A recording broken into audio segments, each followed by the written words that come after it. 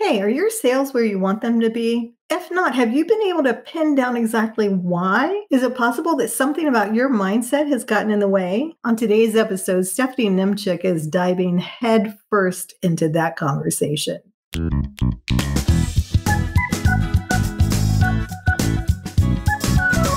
It's time for the Becoming a Profitable CEO podcast, and it's all about providing you with the tools to succeed on this ever-evolving business building journey.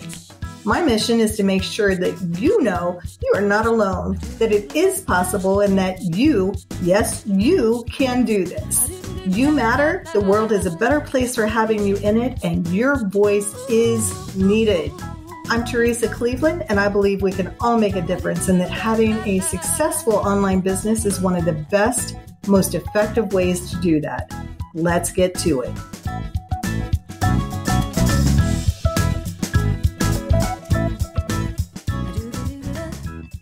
Hey, today we're talking with Stephanie Nemchik. I'm telling you what, it doesn't matter whether you're a brand new business owner, you've had your business for a couple of years, or you've been in there even longer. I've owned my online business for over 12 years now. Mindset is still an area that I struggle with from time to time. As we were editing this episode, I was struck by how many nuggets are in this episode. You're probably going to want to listen to it a few times and take notes. So let me give you the professional scoop and bio for Stephanie, and then we'll jump into that conversation. Stephanie is a business mindset and sales coach, certified neuro-linguistic programming practitioner, certified tiny habits coach, and knowledge business broker. She has over 10 years of experience working in sales, operations, and new market launches. She studied business psychology nearly her whole life and grew up in entrepreneurship. Stephanie is the founder of Sequoia Community and creator of the Grit to Growth Method, Your Authentic Sales System, which she's going to share a little bit about today, and Closing Confidence. She's obsessed with neuroscience, psychology, and the power of the mind, and has used NLP and tiny habit techniques to drastically improve and transform her own life, build her business from scratch, and overcome adversity. She's worked with and been coached by some of the best leaders in the knowledge industry, including Tony Robbins, Dean Graziosi, Amy Porterfield, Marie Forleo, Sarah Dan, Shoshana Raven, and more. Grab your pen and paper. Here we go.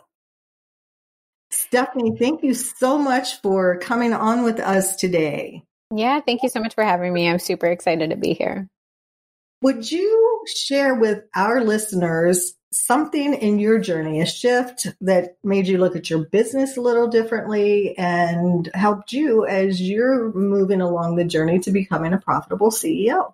I really think one of the biggest lessons that I learned very, very, very early on in my business, and I talk about this a lot with my students and with my clients and in my Facebook group too, is that entrepreneurship is really the same path as personal development. For me, like one of the biggest lessons and like shifts that I hit when I first kind of started my business, even in this first year, was like recognizing that as I was going to build my business and as I was committed to, this mission of helping thousands of women all over the world build businesses in the lives that they're proud of and that they love and they care for, that it really comes down to also having to prioritize our own mental health, our own self-care, our own ability to actually like show up and be who we truly and authentically are in order for us to build that sustainable long-term business. And so for me, like I very quickly recognized where my gaps were and where my weak points were and where my own limiting beliefs and like the stories that I was telling myself were. And it was like really something that I had to fully commit to deciding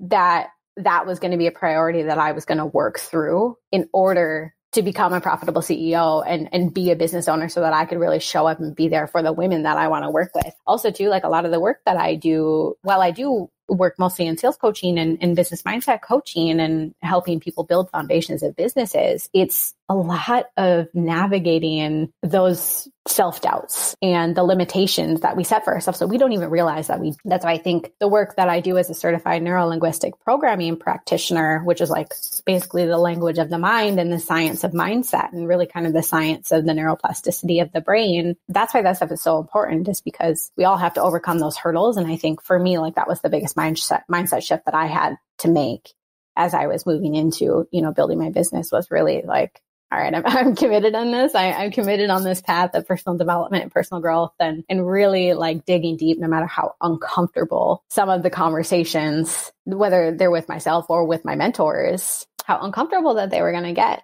And then I just had to get really real with that. That is incredibly true. I have long heard that being an entrepreneur is a crash course in personal development.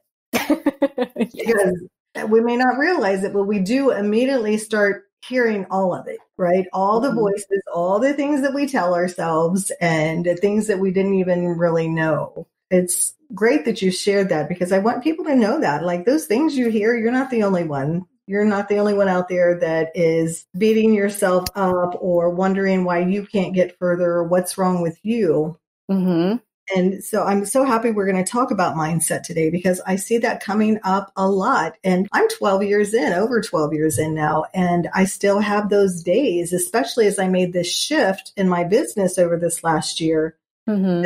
I had a decent reputation in what I did, and people referred people to me all the time. And then not all of a sudden, I wanted to make the shift in my business. And then all of a sudden that's where all of a sudden it came up. I didn't expect it. I'm wringing my hands like, oh my gosh, they don't know me. I have to now like prove myself all over again, and just all of that. And it comes up for us all differently. And the crazy thing is, there's such a connection to sales. Obviously, when we're running a business, we need to make a profit. We need to make money. And I think that people don't really associate it with sales.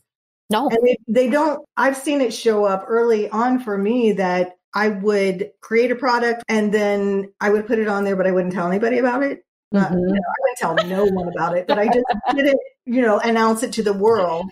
Yeah.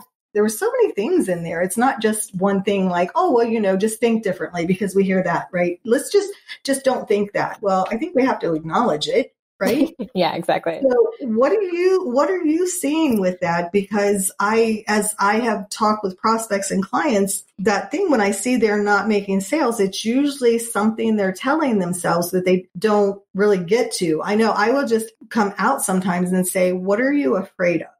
Yeah. Yeah, totally. And I think you hit the nail right on the head. Like when you talk about people just genuinely don't associate mindset and our own personal development and our own stories with sales. The thing is, sales are literally the heartbeat of your business. To be in business, you have to be making money, whether you want to believe that or not. If you are a business owner, if you are a CEO, if you are an entrepreneur, a solopreneur, course creator, whatever it is that you are, if you are running a business, you have to make money. You have to. That is what a business is. Right. It's a hobby. Exactly. And that's what it is. And these conflicting beliefs, people think that sales, and especially, female entrepreneurs really think that sales is this pushy thing, and I don't want to come off as a sleazy salesman, or I don't want to pressure people. Or like I had actually one of my clients one time when she very first came to me on the very first call that we ever had, she was like, I don't have time for sales. And my immediate question was, are you a business owner? She said, yes. I go, then you absolutely have time for sales.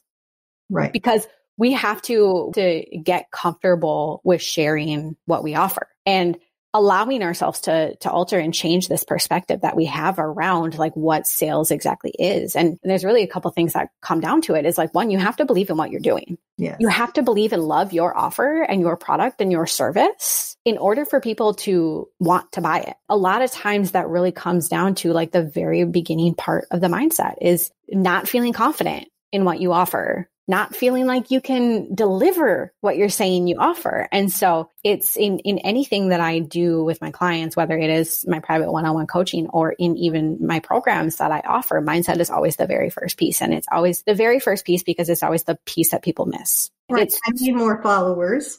I need to be more visible. It's like all these other things, and they're the very things that we're avoiding. They still fall to the bottom of the list because how many people do we hear that say, I don't have time for social media? All the things that are that's going to put it out there. So what do you think? What do you think is the best way for someone to even realize that? Because I think in any process, the first thing is awareness. We have to be aware that that's what it is. So what are the symptoms, right? We have something we go to because we have symptoms. So what are the symptoms that are around this so that people can recognize it? Yeah, well, I think the very first step is, like you said, the awareness of it, but just like recognizing your language, both the language that you have with yourself internally, so your self-narrative, as well as what you're saying externally. A lot of times limiting beliefs are sitting in the, I don't have time for sales. I'm not good at this. I'm too passive. Like that was one I heard one time was I'm too passive to do sales. Like those are all limitations. Those are all unserving beliefs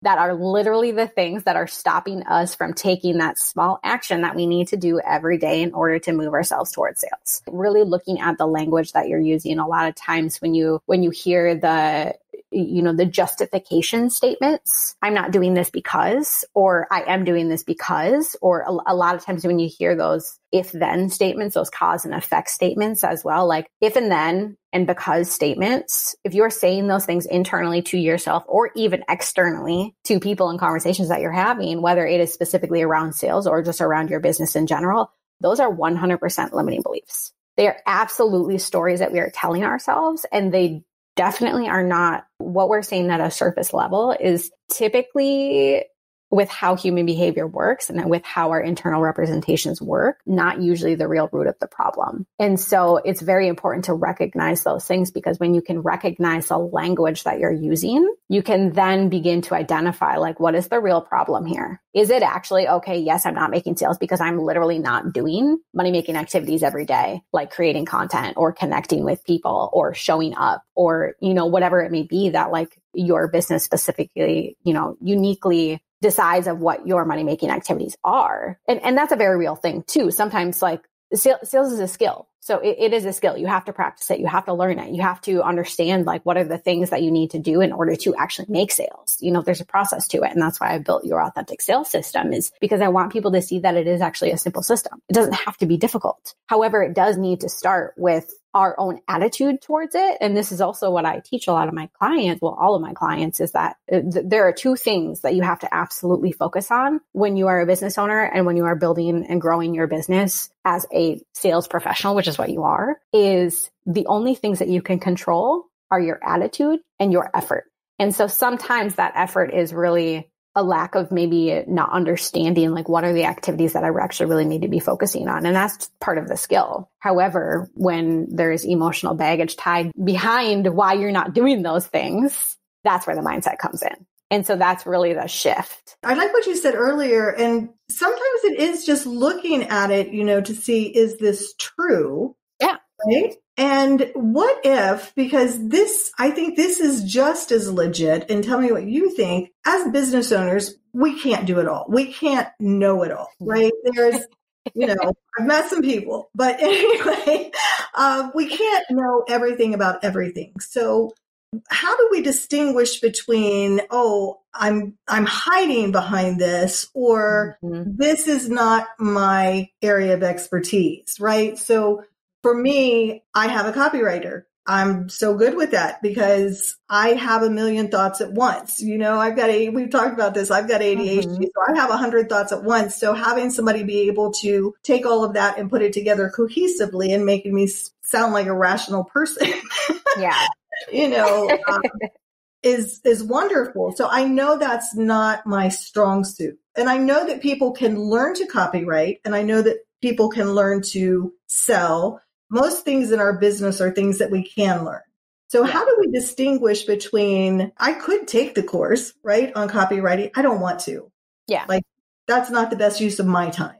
Yeah. So how do we distinguish between something that is truly mindset and something that is just like, that's just not my gig? Well, I think that the first step is really personal awareness. Just really honestly sitting down and taking an evaluation of like the things that you want to do and the things that you don't want to do, and really identify, okay, what is the reason behind that? Am I not wanting to focus my time on sales or marketing because I haven't learned those skills yet? Or I haven't, even attempted to learn those skills? Or is it because there's something else hiding behind it? Everything that we do in business is, especially now, like we live in the age of Google. You can learn anything that you want. There are still libraries. Yeah. Their information is at our fingertips. And so to be a business owner, the very first step is to really identify what are your main priorities and tasks and responsibilities that you have to commit to as a business owner. And as a business owner, as a CEO, your number one goal, especially when you're first starting out or like the first couple of years before you have a team and, before you scale and all of that fun stuff is you have to really identify my main role is growing and building the business. And that entails money-making activities. My personal philosophy is always, you have to really have a general understanding of like all of the moving parts of business. You don't have to be an expert in every single thing. It's always kind of been my own philosophy. And I think this probably goes back to just the way that I was raised. Like I grew up around business owners. Like my dad owns his own company. My brother owns his own business. All my uncles have their own businesses. Like all of my friends that I grew up with, all of their families own their own businesses. So like that's all I've ever known. I've always seen that. And there's so many different areas. There's so many different moving parts of a business. As the owner, the CEO, the head of that company, whether it is just you right now or you have a team, you have to have somewhat of a general understanding of what those moving parts are. Once you do that, you can see, all right, here's, maybe this area, maybe operations, you have an understanding of how it works, but you know that you don't want to do it. Right. And that's fine. That's totally fine. However, when you're starting out, those money-making activities, you've got to work towards building that skill set and getting good at it. And yes, as you scale, as you grow, if like having sales calls is not your jam, that's fine.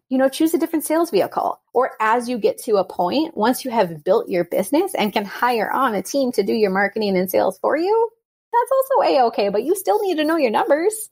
You still need to know where you're at. So true, because I think that that's it, especially today. We're so good at what we do. And there are so many people who get into business, and that's where they kind of reach that plateau that I talk about sometimes, because it's like, I got out there, I was excited about it, I'm good at this, it's a good, it's a good product, it's a good course, whatever it is, and they're out there, and then they come up against that, not having that infrastructure.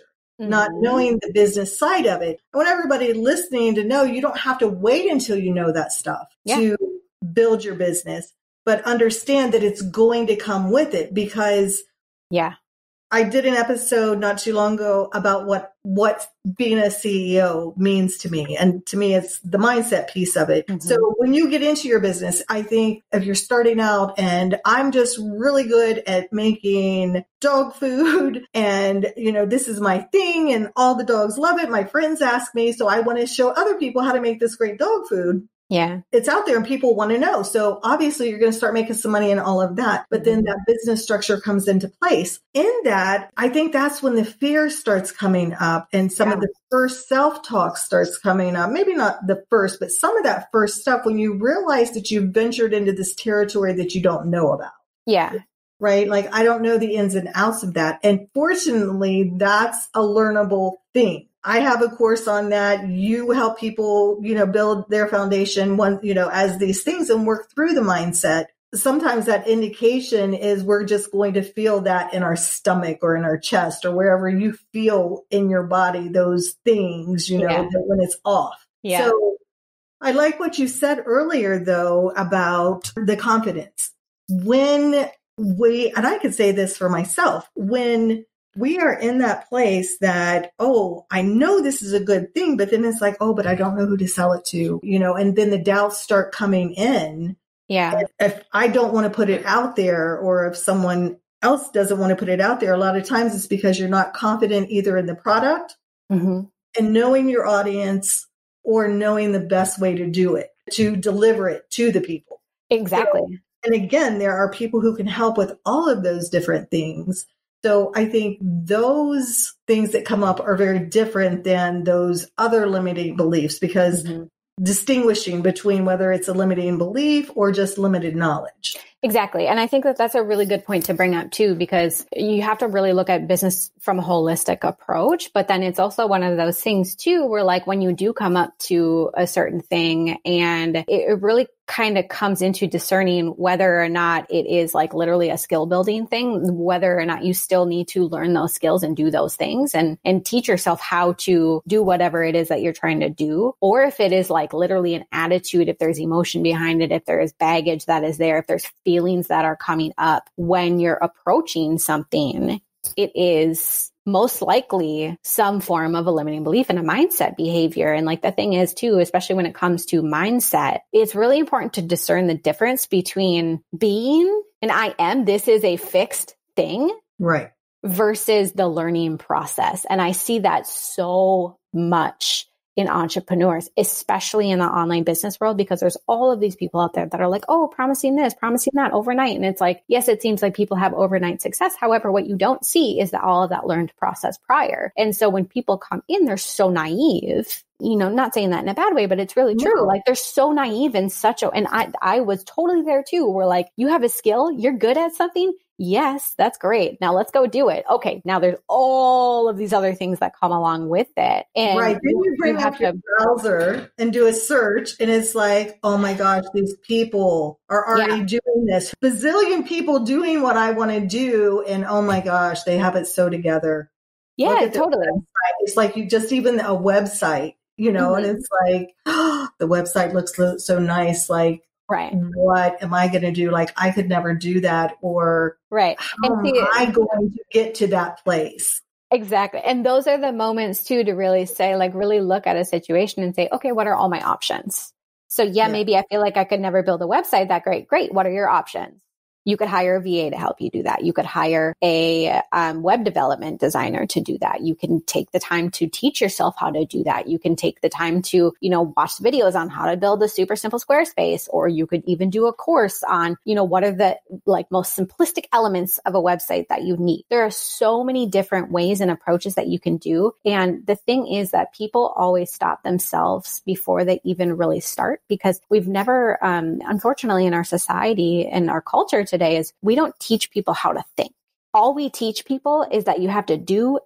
And if you're not good at something immediately, or if you don't have immediate overnight success, it means you are a failure. I really truly believe that like this whole idea that's going around the internet and that people are saying of charging your worth and pricing even as well is that it's wrong. You know, in my personal opinion, I think that charging your worth is completely irrelevant to your business, because your service, your product, your offer has nothing to do with your individual worth. It has everything to do with the value of that service and that product. And that does not directly correlate to who you are as an individual. Right. Words are so important because I think that's what they mean.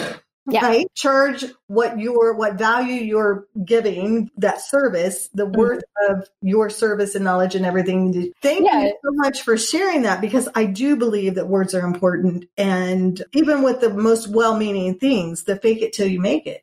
Mm-hmm.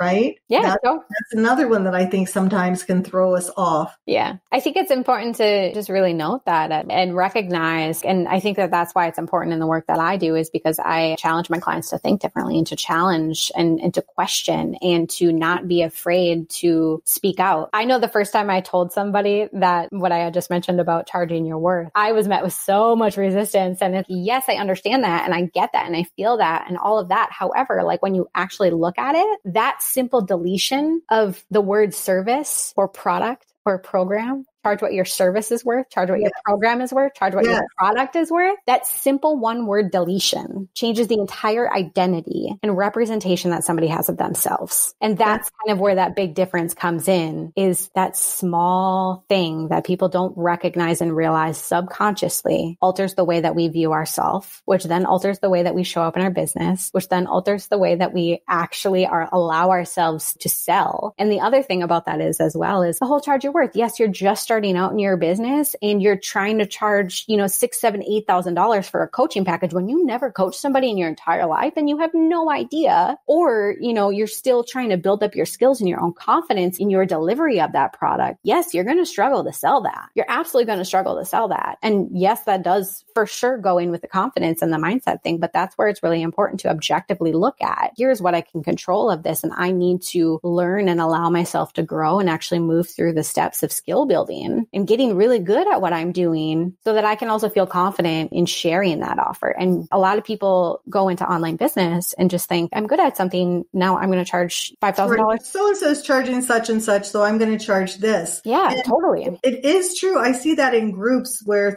somebody will say, oh, I've been doing this work. What would you charge for this? I've been charging this. And so many people immediately are just like, oh, you need to raise your price. And I think, don't know what her skill level is. You don't know anything about this. I think that's just a really dangerous thing for both the person asking and the person who's going to hire her. They show up and it's like, oh, well, at this rate, I expect this level of work. I'm so happy you're talking about this because all that goes on in our mind as we're creating the program and the sales page, and then listen to those things that are coming up and write them down. One of the things I've been doing with clients lately is when I will suggest something, when there's like this automatic, well, I can't because. Yeah.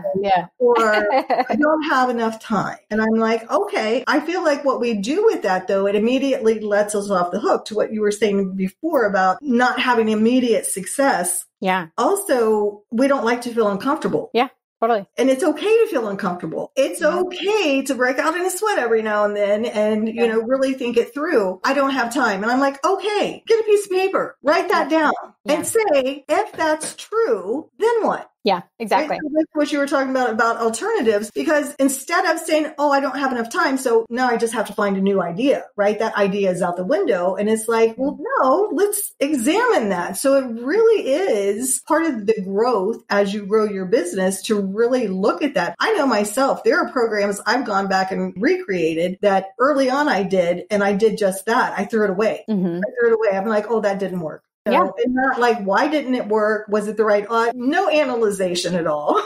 Right. So it applies to ourselves as much as it applies to our services. Yeah. I know you have a free guide. Tell us about that, because I think this would be just good for people to start considering where they're at. Share that with us, please. Yeah, definitely. Well, I just want to touch on a point that you had mentioned too. Like, I really think it's all about taking full ownership of like the I don't have time kind of aspect of it. And this totally is in correlation and relation to what I do in sales. And my free guide of Your Authentic Sales System or the art of selling is really all about taking ownership of the priority of like what actually you're choosing to do. Because the I don't have time statement is always like, okay, well, what are you prioritizing instead? Now, it's not that you don't have time to do it. It's just that you are prioritizing other things right now. And that may not be a priority. Whereas, when you alter and kind of are able to change the way that you're approaching those statements and the way that you're viewing them and the way that like they're an end all be all, it completely changes the way that you're able to actually show up in what you do and be able to be there. And I think that it's a really good point to make as well in sales. And what my free guide, The Art of Authentic Selling, is all about is allowing yourself to see that, yes, there is an art and a science to sales. Yes, it absolutely is the heartbeat of your business. And yes, if you are a business owner, it is a priority that you have to make, you have to do. However,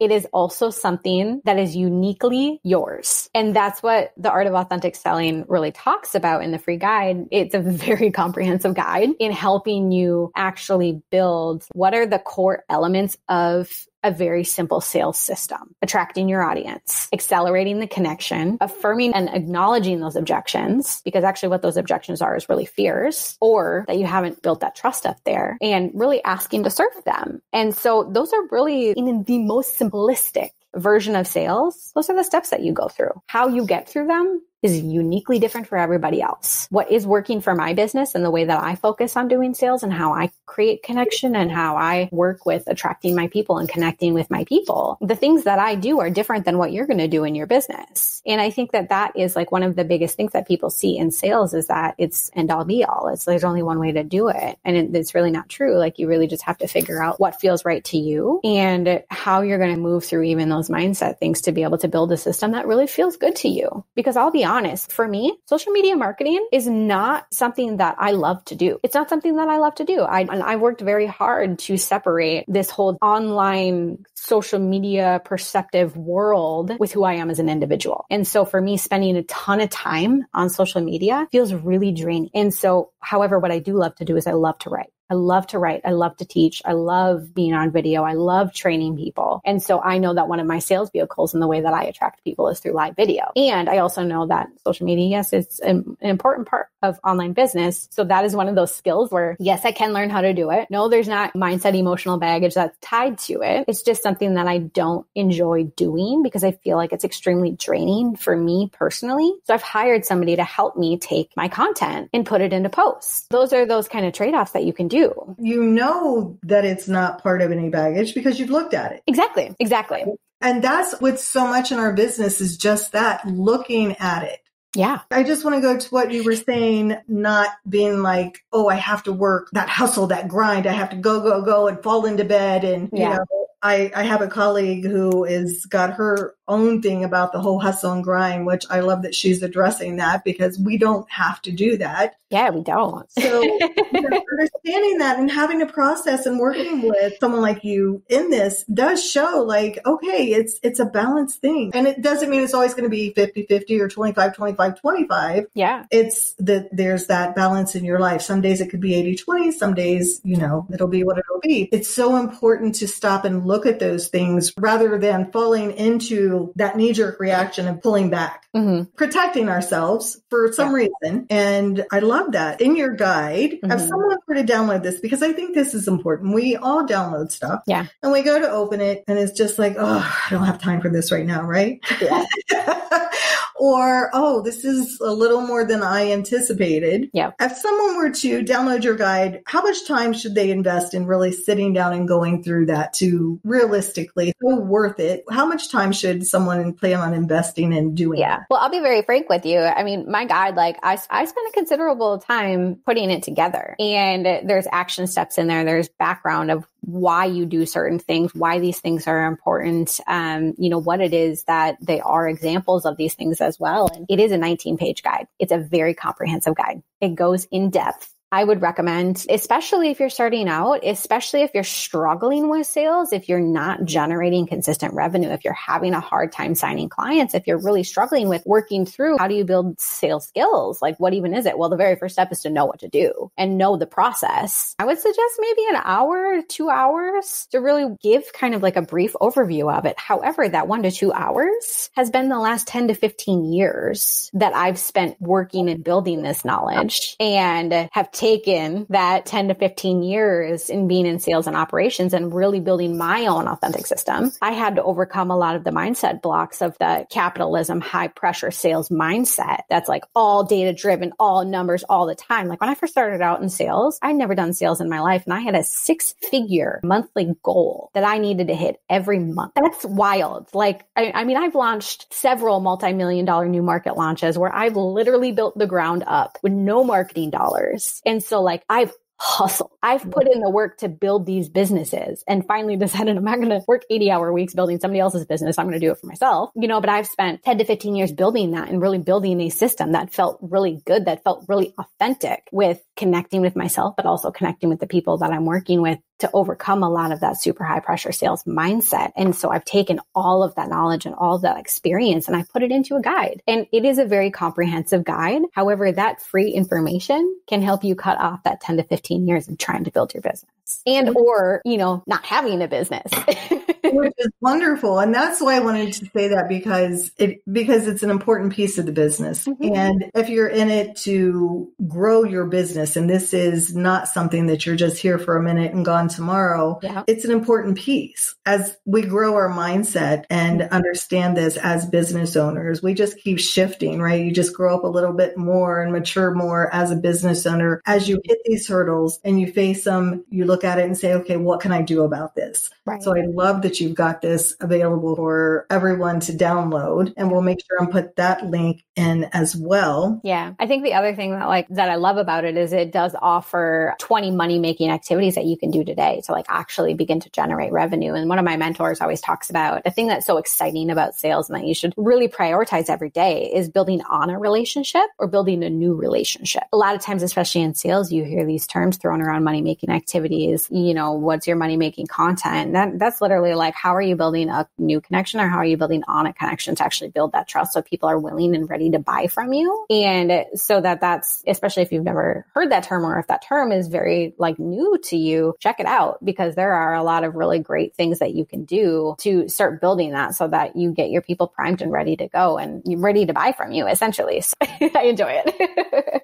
I can tell. It definitely comes through. Yeah. All right. Well, Stephanie, let's jump over. I want to ask you some of our questions that we ask our guest. Let's start with a question from another guest. What have you invested in for your business that has had a positive return? I've invested a lot of money in my business. When I first started my business, I very consciously made the decision that I was going in and that I knew I was going to need to build skills. I knew I was going to need to learn. Online business was a new space to me. So I was going to need to invest a lot of time and a lot of money in understanding how it works and what are all the moving parts. I've invested like well over $15,000 into my own knowledge and experience and working with some of the best leaders in the knowledge industry and the best coaches in the knowledge industry, including Tony Robbins and Dean Graziosi and Marie Forleo and Amy Porterfield. And some of the coaching experiences and the programs that I've invested specifically with them have been the most transformational for me because it's literally given me a framework to understand how the online business world works and like what's important in it so that then I can use my talent and my skills and my own zone of genius to then build off of that and grow from that. Is there anyone and a coach? A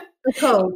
Yeah. You know, that's something I really want to start asking our guest is the coaching. Everyone that I've talked with has invested in a coach to grow themselves. It's just, It just makes sense. Yeah. Is there any one of those that stood out that brought the greatest return it doesn't even have to be financially. It just, honestly, I think probably Marie Forleo's B School. It was one of the first programs that I ever did. It was a big investment. I was actually still working at my corporate job at the time when I invested in it. And for me, it had such an impactful experience, or I had such an impactful experience from it because it was really kind of the first introduction I had, not only to the online business space, but to this attitude that I had always adopted in my life, this like positivity and optimism and like, just really being able to strive for anything that you want to do that you can create, but just really this positivity and optimism around doing something that feels really good and doing something that feels really good to you and that actually impacts and changes people's lives. And I had never really been in environments prior to that,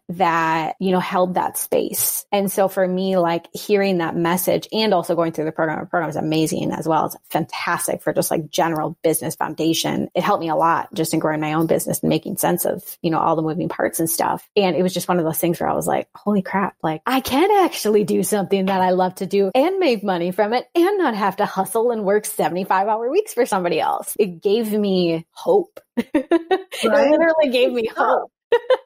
It's good stuff. I've heard that one is really good for those coming into the online space. Yeah. But it's just because it is a whole different world. I talk with my daughter. She works in the legal field. And sometimes when I am excited and I tell her something, you can just see and I just tell her, I'm like, you people don't get it. Yeah. Yeah. But she does once it happens, she's like, oh, but it is just this other place that we think differently. I think there's so much more that we realize is accessible and doable. Yeah. And, we didn't learn that growing up in society that if you think it, you can pretty much do it. Yeah, totally. All right, then. Well, let's jump into our bag of would you rather questions. Would you rather have a cook or a maid? I would definitely rather have a maid because cooking and baking that's my like zone of flow. I love to cook. What's your favorite thing you make? Oh, lasagna or a ham sandwich.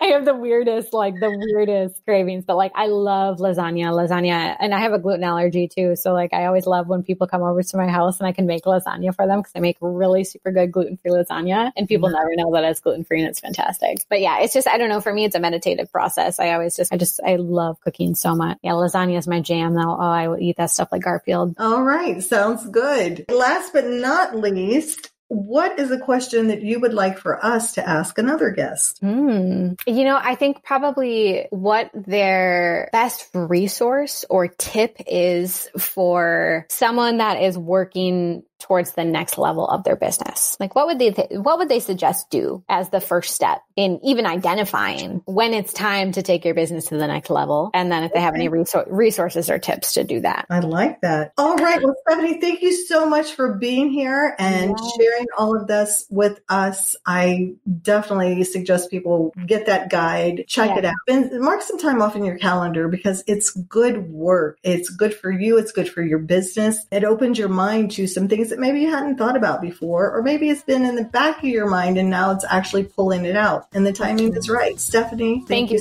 so much. Thank you so much for having me and letting me be here. This has been such a fun time. Thank you.